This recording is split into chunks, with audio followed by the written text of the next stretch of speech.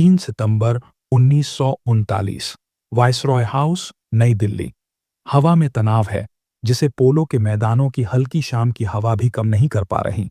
Viceroy of India, Lord Linlithgow, अपने विशाल, भव्य दफ्तर में अकेले खड़े हैं। उनके हाथ में लंदन से आया एक टेलीग्राम है। शब्द छोटे हैं, लेकिन उनका वजन पूरी दुनिया के भविष्य जितना भारी है। ब्रिटेन, जर्मनी के साथ युद्ध में है। लिनलिथगो खिड़की से बाहर मुगल गार्डन की खूबसूरती को देखते हैं, लेकिन उनका मन हजारों मील दूर है, पोलैंड के जलते हुए शहरों में, फ्रांस की सीमाओं पर इकट्ठा होती फौजों में। वह जानते हैं कि यह युद्ध सिर्फ यूरोप का नहीं रहेगा, यह एक विश्व युद्ध है, और ब्रिटिश साम्राज्य दांव पर है। बिना किसी हिचकिचाहट के, बिना भारतीय राजनीतिक नेतृत्व, गांधी, नेहरू, जिन्ना से सलाह किए, लिनलिथगो ने भारत की ओर से युद्ध की घोषणा कर दी। कागज पर यह एक औपचारिकता थी। भारत, ब्रिटिश साम्राज्य का मुकुट रत्न, ज्यूल इन द क्राउन, अपने सम्राट के साथ युद्ध में था।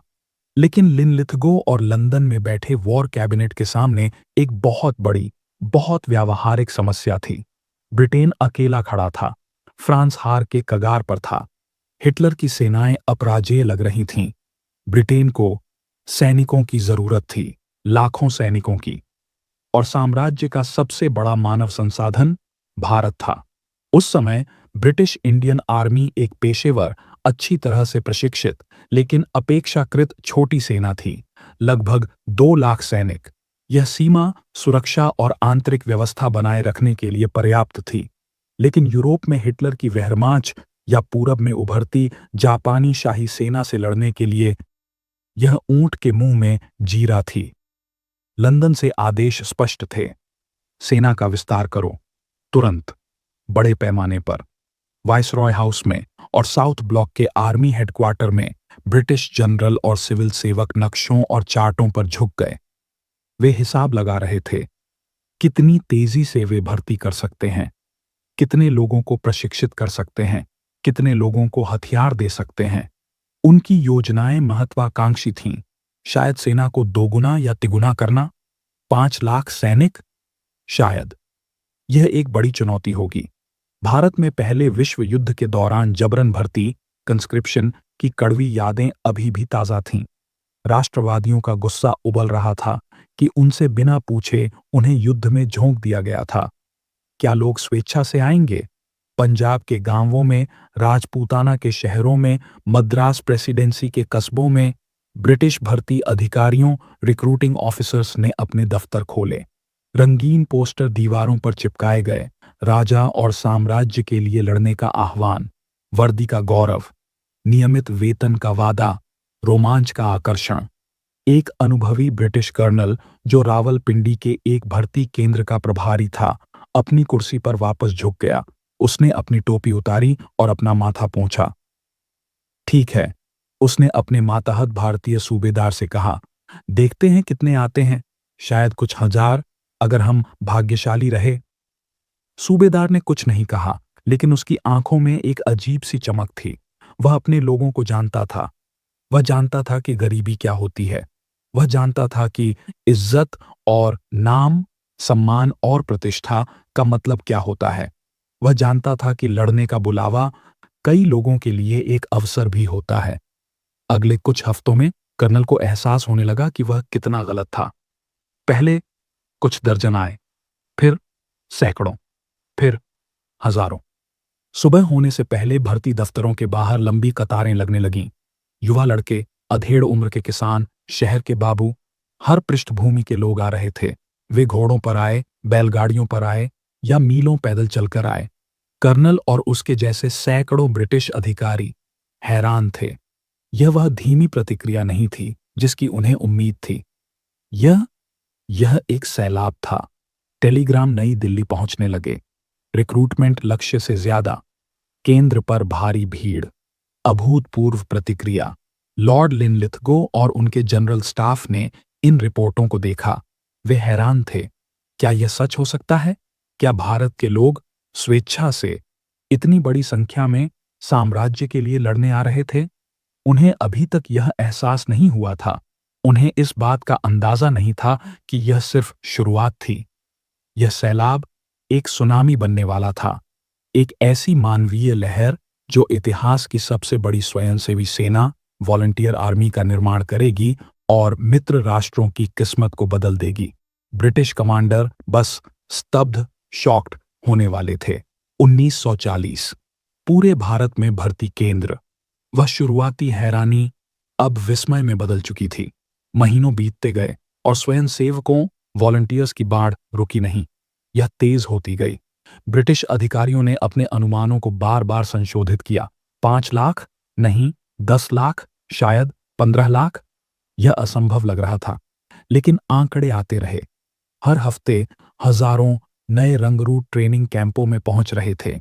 ये एक मानवीय ज्वार था जैसा दुनिया ने पहले कभी नहीं देखा था। वे क्यों आ रहे थे? यह सवाल लंदन के वॉर रूम से लेकर दिल्ली के क्लबों तक गूंज रहा था। क्या यह साम्राज्य के प्रति गहरी निष्ठा थी? क्या यह हिटलर के फांसीवाद के खिलाफ एक वैचारिक लड़ाई थी? जवाब उतना सरल नहीं था। यह कई धागों से बुना हुआ एक जटिल कपड़ा था। हाँ, कुछ के लिए यह राजा और साम्राज्य के प्रति कर्तव्य की भावना थी। कई परिवारों की पीढ़ियां ब्रिटिश इंडियन आर्मी में सेवा कर चुकी थीं। उनके लिए वर्दी पहनना एक सम्मान की बात थी, एक परंपरा। नमक हलाली, लॉयल्टी टू द सॉल्ट का विचार गहरा था, लेकिन लाखों लोगों के लिए कारण ज्यादा जमीनी थे। अर्थशास्त्र। भारत गरीबी से जूझ रहा था। ग्रामीण इलाकों में सूखा और कर्ज जीवन की सच्चाई थी। सेना एक नौकरी थी, एक स्थिर वेतन, नियमित भोजन और चिकित्सा देखभाल का वादा। ऐसे वादे जो नागरिक जीवन में बहुतों के लिए एक सपना थे। एक सैनिक का वेतन उसके पूरे गांव का पेट पाल सकता था। इज्जत और नाम। कई समुदायों के लिए, विशेषकर तथाकथित मार्शल रेसेस, सिख, राजपूत, पठान, गोरखा के लिए सैनिक बनना सामाजिक प्रतिष्ठा, इज्जत का प्रतीक था। यह मर्दानगी, बहादुरी और सम्मान का प्रमाण था। युद्ध में नाम कमाना, घर वापस लौटने पर एक हीरो की तरह स्वागत पाना, यह एक शक्तिशाली आकर्षण था। सामाजिक गतिशीलता। सेना जाति और सामाजिक बंधनों से अस्थायी मुक्ति का मार्ग भी प्रदान करती थी। सेना में कम से कम सिद्धांत रूप में योग्यता और बहादुरी का महत्व जन्म से ज्यादा था। यह दुनिया देखने का, अपने गांव की सीमाओं से बाहर निकलने का एक मौका था। रोमांच। युद्ध का अपना एक भयानक आकर्षण होता है। दूर देशों की कहानियां, लड़ाई का रोमांच, दुश्मन का सामना करने का उत्साह, युवाओं के लिए यह एक शक्तिशाली नशा हो सकता था। राजनीतिक शून्यता, पॉलिटिकल वैक्यूम। यह भी सच है कि 1939 से 40 में भारतीय राष्ट्रवादी आंदोलन एक चौराहे पर था। कांग्रेस युद्ध के प्रयासों का समर्थन करने के पक्ष में नहीं थी, लेकिन उन्होंने सक्रिय रूप से लोगों को सेना में शामिल होने से रोका भी नहीं। गांधी का भारत छोड़ो आंदोलन अभी भविष्य में था। इस शुरुआती दौर में सेना में शामिल होने के खिलाफ कोई बड़ा संगठित राष्ट्रव्यापी अभियान नहीं था। यह सब मिलकर एक अभूतपूर्व स्थिति पैदा कर रहा था। ब्रिटिश कमांडरों को एहसास हुआ कि उनके पास एक अवसर था जो उन्होंने कभी सोचा भी नहीं था। उन्हें अब सैनिकों की कमी की चिंता करने की जरूरत नहीं थी।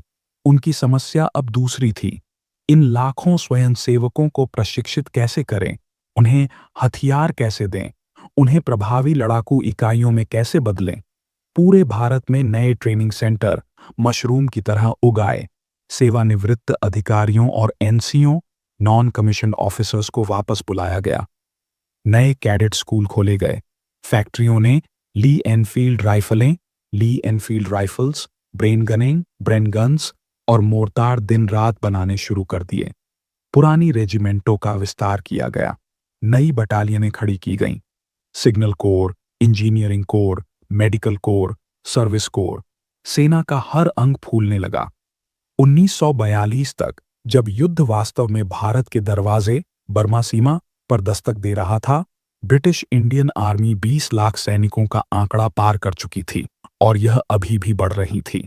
लंदन में विंस्टन चर्चिल और उनके जनरल, जो कभी जनशक्ति, मैन पावर की कमी से जूझ रहे थे, अब आश्चर्य से देख रहे थे।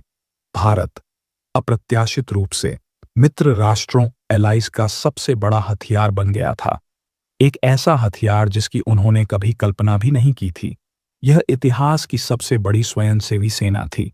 2.5 मिलियन पुरुष, जबरन भर्ती नहीं, स्वेच्छा से लड़ने के लिए तैयार। अब सवाल यह था, वे कहां लड़ेंगे और वे कैसे लड़ेंगे? दुनिया जल्द ही इसका जवाब देखने वाली थी। उत्तरी अफ्रीका के रेगिस्तानों से लेकर इटली के पहाड़ों और बर्मा के जानलेवा जंगलों तक यह सेना युद्ध का नक्शा बदलने वाली थी। 1941 से 1942 दुनिया आग की लपटों में घिर रही थी। पश्चिम में हिटलर की बख्तरबंद सेनाएं मॉस्को के दरवाजों तक पहुंच चुकी थीं। सोवियत संघ जीवन और मौत की लड़ाई लड़ रहा था। अटलांटिक महासागर में जर्मन यू बोट्स मित्र राष्ट्रों एलाइज के सप्लाई जहाजों को कब्रगाह में भेज रही थीं और पूरब में एक नया ज्यादा भयानक तूफान उठा था। दिसंबर 1941 में जापान ने पर्ल हार्बर पर हमला किया, अमेरिका को युद्ध में खींच लिया और फिर बिजली की गति से जापानी शाही सेना और नौसेना ने पूरे दक्षिण पूर्व एशिया और प्रशांत महासागर को रौंदना शुरू कर दिया। Philippines, Malaya, Singapore, Dutch east Indies, Burma एक के बाद एक गिरते जा रहे थे। ऐसा लग रहा था कि उगते सूरज का साम्राज्य अपराजेय है। इसी वैश्विक उथल-पुथल के बीच भारत के लाखों स्वयंसेवक सैनिक अब युद्ध के मैदानों में उतर रहे थे। वे अब रंगरूट नहीं थे, वे प्रशिक्षित योद्धा थे जो दुनिया के सबसे दूरस्थ और सबसे खतरनाक कोनों में भेजे जा रहे थे। उनका पहला बड़ा इम्तिहान उत्तरी अफ्रीका के विशाल तपते रेगिस्तान में आया। ब्रिटिश 8वीं सेना, ब्रिटिश 8वीं आर्मी इटली की सेनाओं के खिलाफ मिस्र और लीबिया में लड़ रही थी और इस सेना की रीढ़ की हड्डी थी भारतीय डिवीजनें। 4वीं और 5वीं भारतीय डिवीजन, रेड ईगल और बॉल ऑफ फायर। शुरुआत में उन्होंने इटालियन सेना के खिलाफ शानदार सफलता हासिल की। ऑपरेशन कंपास में दिसंबर 1940 में उन्होंने संख्या में ज्यादा इटालियन सेना को पूरी तरह से रौंद दिया, हजारों कैदियों को पकड़ा और ब्रिटिश साम्राज्य को उसकी पहली बड़ी जमीनी जीत दिलाई। उन्होंने सिदी बर्रानी, बारदिया और तोब्रुक पर कब्जा किया। उनकी गति और आक्रामकता ने दुनिया को हैरान कर दिया। लेकिन फिर दुश्मन बदल गया। 1941 की शुरुआत में जर्मन अफ्रीका कोर लीबिया पहुंची, जिसका नेतृत्व एक ऐसा कमांडर कर रहा था जो जल्द ही एक किंवदंती बनने वाला था, फील्ड मार्शल इरविन रोमेल। रेगिस्तान की लोमड़ी, द डेजर्ट फॉक्स। अब लड़ाई ज्यादा कठिन, ज्यादा क्रूर हो गई। जर्मन पैंजर टैंक, 88 मिलीमीटर तोपें और बेहतर रणनीति ने ब्रिटिश 8वीं सेना को पीछे हटने पर मजबूर कर दिया। लड़ाई मिस्र की सीमा तक वापस आ गई, लेकिन भारतीय सैनिक डटे रहे। उन्होंने टोब्रुक की घेराबंदी में बहादुरी से लड़ाई लड़ी। उन्होंने ऑपरेशन बैटल एक्स और ऑपरेशन क्रूसेडर जैसे भयंकर टैंक युद्धों में हिस्सा लिया। उन्होंने रेगिस्तान की भीषण गर्मी, पानी की कमी और दुश्मन के लगातार हमलों का सामना किया। उनकी प्रतिष्ठा बढ़ने लगी। जर्मन सैनिक भी उनकी लड़ने की क्षमता का सम्मान करने लगे। रोमेल ने खुद उनकी कठोरता और अनुशासन की तारीफ की। वे अब सिर्फ औपनिवेशिक सैनिक, कॉलोनियल ट्रूप्स नहीं थे। वे मित्र राष्ट्रों की सबसे भरोसेमंद और सबसे अनुभवी लड़ाकू इकाइयों में से थे। एल अलामेन की निर्णायक लड़ाई अभी आनी बाकी थी, जहां वे एक बार फिर अपनी काबिलियत साबित करने वाले थे। लेकिन जैसे ही उत्तरी अफ्रीका में लड़ाई चरम पर पहुंच रही थी, पूरब में एक नई, ज्यादा सीधी आपदा भारत पर मंडराने लगी। फरवरी 1942 में सिंगापुर का पतन ब्रिटिश साम्राज्य के लिए एक विनाशकारी झटका था और इसके साथ ही जापान ने बर्मा, आज का म्यांमार, पर हमला कर दिया। बर्मा भारत का पूर्वी दरवाजा था। यहां तैनात ब्रिटिश सेना तैयार नहीं थी। उनके पास टैंक कम थे, विमान कम थे और उन्हें जंगल में लड़ने का कोई अनुभव नहीं था। जापानी सेना, जो चीन में सालों से लड़ रही थी, जंगल युद्ध की माहिर थी। वे तेज थे, क्रूर थे और वे रुकने वाले नहीं थे। इस हमले का पहला झटका सहने वालों में ब्रिटिश इंडियन आर्मी की कई बटालियनें थीं। 17वीं भारतीय डिवीज़न, 17वीं भारतीय डिवीज़न और पहली बर्मा डिवीज़न ने खुद को एक हारी हुई लड़ाई में पाया। सिट्टांग नदी, सिटिंग रिवर पर हुई तबाही, जहां पुल को समय से पहले उड़ा दिया गया और हजारों भारतीय सैनिक नदी के गलत किनारे पर फंस गए, एक भयानक प्रतीक बन गई। यह एक लंबी, दर्दनाक, अपमानजनक वापसी थी, इतिहास की सबसे लंबी वापसी में से एक। सैकड़ों मील घने जंगलों और ऊंचे पहाड़ों से होते हुए, मानसून की बारिश में भीगते हुए, मलेरिया और पेचिश से मरते हुए और पीछे से लगातार हमला करते जापानी सैनिकों से बचे हुए सैनिक भारत की सीमा तक पहुंचे। इस हार ने ब्रिटिश इंडियन आर्मी के मनोबल को गहरा धक्का पहुंचाया, लेकिन इसने एक संकल्प भी पैदा किया। वे हार नहीं मानेंगे, वे वापस लड़ेंगे। अब भारत के लाखों स्वयंसेवक सैनिकों का एक नया, ज्यादा जरूरी मिशन था, अपने घर की रक्षा करना। बर्मा का जंगल अब युद्ध का नया केंद्र बनने वाला था, और यह लड़ाई उत्तरी अफ्रीका के रेगिस्तानी युद्ध से भी ज्यादा क्रूर, ज्यादा जानलेवा साबित होगी। वह सेना जो स्वेच्छा से लड़ने आई थी, अब अपने अस्तित्व की लड़ाई लड़ने वाली थी। 1943 से 1944 युद्ध अब वास्तव में एक विश्व युद्ध बन चुका था। धुरी राष्ट्र एक्सिस पावर्स अपनी अधिकतम सीमा तक पहुंच चुके थे। स्टालिनग्राड में लाल सेना, रेड आर्मी ने जर्मन छठी सेना को घेर लिया था। उत्तरी अफ्रीका में अल अलामीन की जीत के बाद रोमेल पीछे हट रहा था। प्रशांत में मिडवे की लड़ाई ने ज्वार पलट दिया था।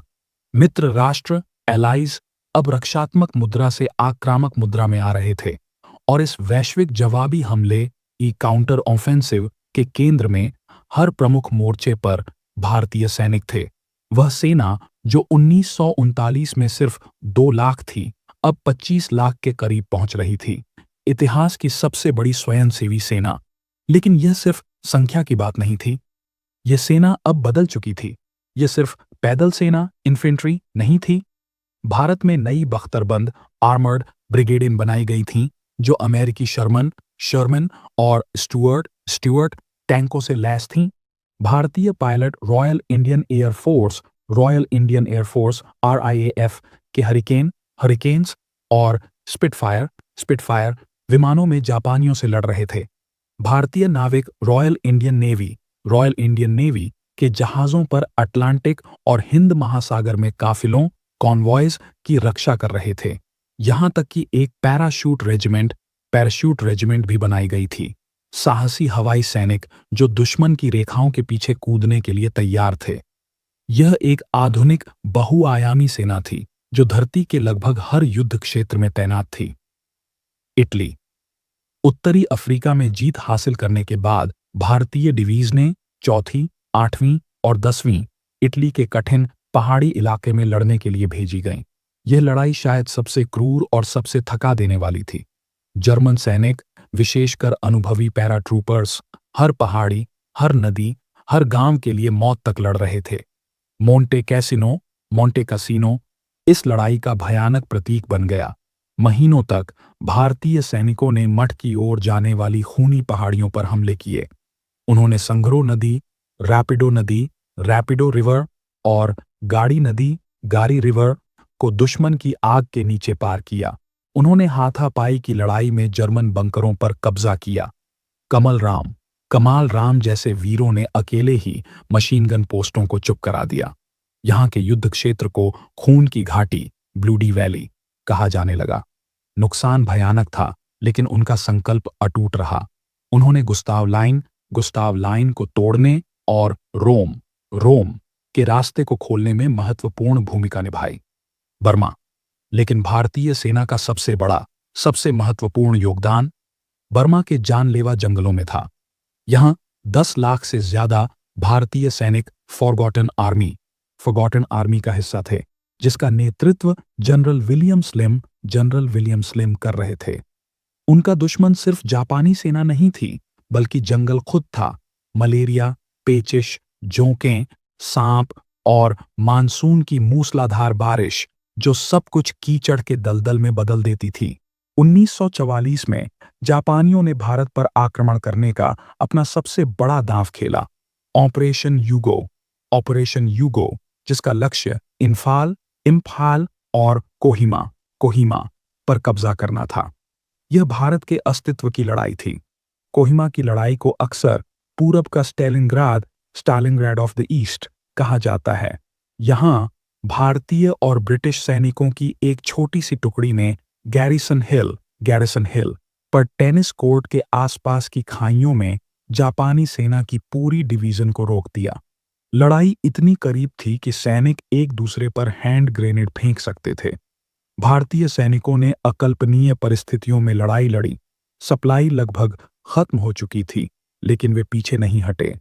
इम्फाल की घेराबंदी भी उतनी ही भयंकर थी। भारतीय डिवीजनों ने हर पहाड़ी, हर सड़क के लिए लड़ाई लड़ी। रॉयल इंडियन एयर फोर्स के पायलटों ने जमीनी सैनिकों का समर्थन करने के लिए लगातार उड़ानें भरीं। अंततः जून 1944 तक जापानी आक्रमण विफल हो गया। ये जापानी सेना की जमीनी युद्ध में सबसे बड़ी हार थी, और इस हार का श्रेय बड़े पैमाने पर भारतीय सैनिकों के धैर्य, सहनशक्ति और बहादुरी को जाता था। उन्होंने न केवल भारत को बचाया, बल्कि उन्होंने जापान की हार की शुरुआत भी की। अन्य मोर्चे। भारतीय सैनिकों का योगदान सिर्फ इन्हीं दो मुख्य मोर्चों तक सीमित नहीं था। उन्होंने मध्य पूर्व, इराक, सीरिया, फारस, ईरान में महत्वपूर्ण भूमिका निभाई। वहां एक्सिस के प्रभाव को रोका और तेल क्षेत्रों को सुरक्षित किया। उन्होंने मलाया और सिंगापुर की शुरुआती लड़ाई में बहादुरी से लड़ाई लड़ी, भले ही वह हार में समाप्त हुई। उन्होंने ग्रीस और क्रीट में भी जर्मनों का सामना किया।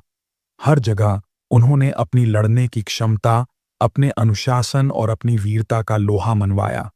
दुश्मन उनका सम्मान करते थे, मित्र राष्ट्र उन पर निर्भर थे। इस विशाल प्रयास की मानवीय कीमत भी चुकानी पड़ी। युद्ध के अंत तक लगभग 87,000 भारतीय सैनिक मारे गए या लापता हो गए। 34,000 से ज्यादा घायल हुए। 67,000 युद्धबंदी बने। यह एक भारी बलिदान था, लेकिन उनकी वीरता को पहचाना भी गया। भारतीय सैनिकों ने युद्ध के दौरान 4,000 से ज्यादा वीरता पुरस्कार जीते, जिनमें 31 विक्टोरिया क्रॉसेस शामिल थे, ब्रिटिश साम्राज्य का सर्वोच्च सम्मान।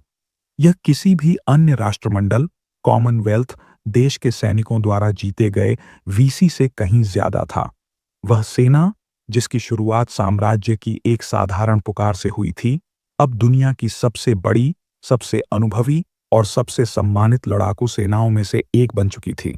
2.5 मिलियन स्वयंसेवक, जिन्होंने धरती के हर कोने पर लड़ाई लड़ी थी।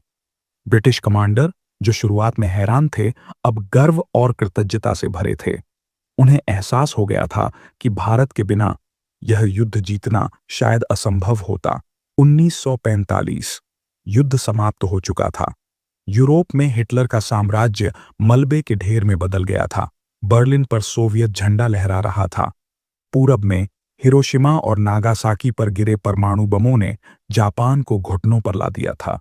6 साल की भयानक तबाही के बाद दुनिया शांति की सांस ले रही थी, और धरती के हर कोने से भारतीय सैनिक घर लौट रहे थे। वे युवा लड़के नहीं थे जो बेहतर जिंदगी या रोमांच की तलाश में भर्ती हुए थे। वे बदल चुके थे।